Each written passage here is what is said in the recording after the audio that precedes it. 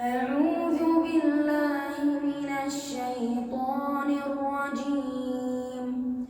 بسم الله الرحمن الرحيم. يا أيها الذين آمنوا اذكروا الله ذكرا كثيرا وسبحوه بكرة وأصيلا. هو الذي يصلي عليكم وملائكته ليخرجكم من الظلمات إلى النور وكان بالمؤمنين رحيما. صدق الله العظيم.